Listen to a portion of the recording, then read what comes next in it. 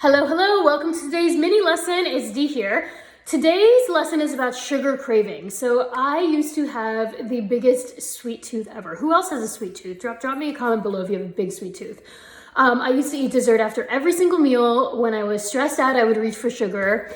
And I would stress bake. Whenever I was stressed, I would bake cookies and brownies. And I remember one time I baked an entire plate of brownies and I ate the whole thing in one sitting. So if you are struggling with sugar cravings, I want to share with you a little bit more about how I overcame my own sugar cravings and sweet tooth, and share a little bit more about how we help clients as well who are struggling with sugar cravings. So the biggest thing to understand is that sugar cravings are not an issue of your willpower or your discipline, right? They're an issue, usually a physical issue or an emotional issue. And there's really three main reasons why we get sugar cravings. The first is just physiological. We're nutrition related. So we're just not eating enough to fuel our bodies. Typically when women are going on a low carb diet or a super low calorie diet, their body is not getting enough nutrients. And so it's shouting to them. It's like, hey girl, we need some nutrients to fuel our activities and our workouts. And it results in a craving, right? So I remember when I used to try all these fad diets and low carb diets, I would get extreme sugar cravings. So the very first thing I typically assess with clients who are struggling with sugar cravings, is their nutrition. Like, are they eating adequate carbohydrates? Are they eating adequate calories to fuel their body? And if not, like, we need to adjust that so that they're not constantly craving sugar and they're feeling satiated throughout the day. So for you, the first thing I would do is track your nutrition for some time. Get an app. We have our clients use MyFitnessPal, but there are a lot of apps out there.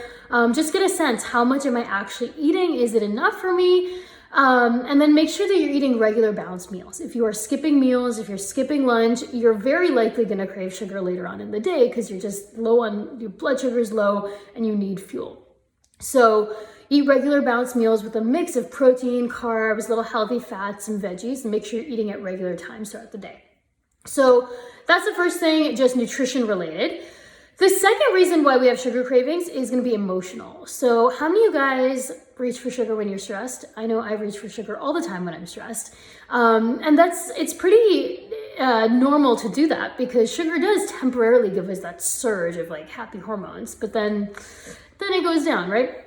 So a lot of the times when we have sugar cravings, they're actually due to stress, they're due to emotions, they're due to boredom, which is also an emotion. They're due to procrastination. We're trying to avoid this task.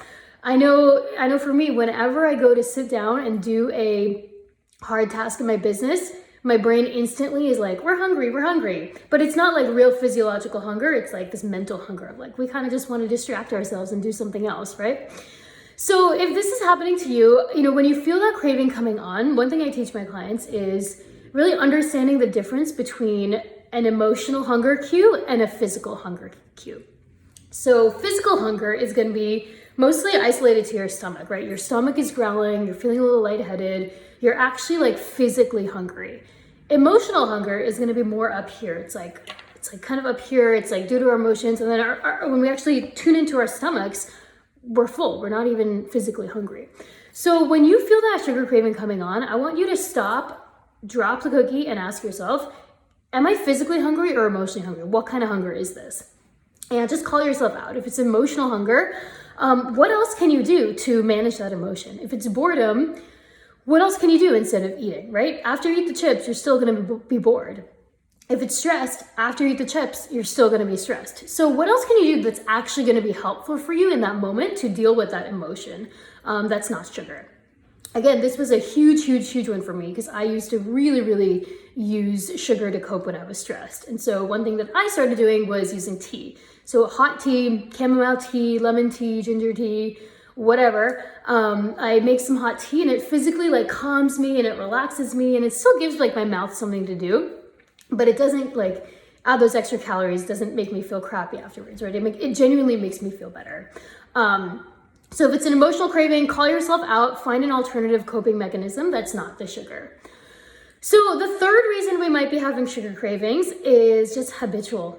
So if you are in a habit of eating dessert every single night, our brains create, so with habits, there's this thing called the habit loop. And the habit loop consists of three parts: a trigger, the action, and then the reward. So If you're eating dessert after dinner every night, the trigger is you finish dinner, your action is you're eating dessert, and then the reward is that pleasant kind of high you get after eating the dessert.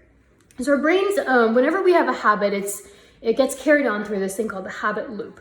And so if your sugar cravings are pretty much just a habit, we can't really change the trigger, right? You're gonna eat dinner every single day, but you can change how you respond to that. So after eating dinner every day, I would encourage you to try something different for dessert. So try like a clementine, or try some grapes, some fruit. Try scaling back the amount you're eating. Like if you're eating a whole candy bar after dinner every single day, try eating half a candy bar, and like slowly start to reduce your dependency on that habit. Your brain still needs some sort of like reward, right, to complete that habit loop. But we want to try and use alternative things that are going to be a little bit healthier, a little bit more nourishing for your body. And then slowly you can start to reduce your dependency on that habit. So this was, again, something that I struggled with. I used to eat dessert every single day after dinner, and my brain would be craving. It would be like, oh, like what's next? What's next? I wasn't even hungry, but it would be like that habit of like, I need that reward. I need that reward.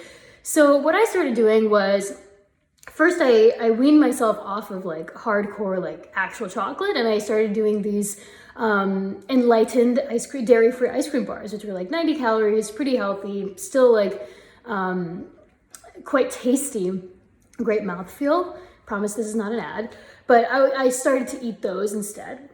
And then I would pair that with some tea. And so slowly I was able to think more critically, like, do I even want this ice cream bar, or am I just eating it because it's a habit? And I eventually got to a point where I was just desensitized. I was like, I'm not even craving this right now. It's just a habit. And I was able to slowly kind of reduce my dependency on that. So if your sugar cravings are just habitual, definitely try and replace them with something more nutritious. Slowly scale back your quantities that you're consuming. And as you do that, you'll be able to critically assess, like, do I really want this? Am I actually hungry? And all this stuff, it's kind of like a muscle. The more you exercise this muscle of self-awareness, mindfulness, assessing physical, emotional hunger, calling yourself out, using alternative strategies, the easier it's going to get. So right now it might seem like beating your sugar cravings is this big task, but let's just break it down, figure out why you're having them, and then utilize the appropriate strategy to combat them. One final thing is that I would also not label yourself. Like, don't label yourself, I'm a sugar addict, right? Tell yourself, I enjoy sugar, but I'm somebody who is slowly overcoming my dependency on sugar. So when you label yourself as I am a sugar addict, it creates this kind of identity in our brains of like, I am a sugar addict. That's just who I am. I'm never going to change. So don't kind of attach yourself to that identity. Watch how you're speaking to yourself about this stuff. That's all. That is kind of how I dealt with my craving, how we help our clients deal with theirs. If you have any questions, pop them in the comment box below. And if you want to work together on defeating your sugar cravings, losing weight, getting leaner, feeling amazing in your skin, click the link in our bio to work with us. All right, have an amazing day and talk to you later.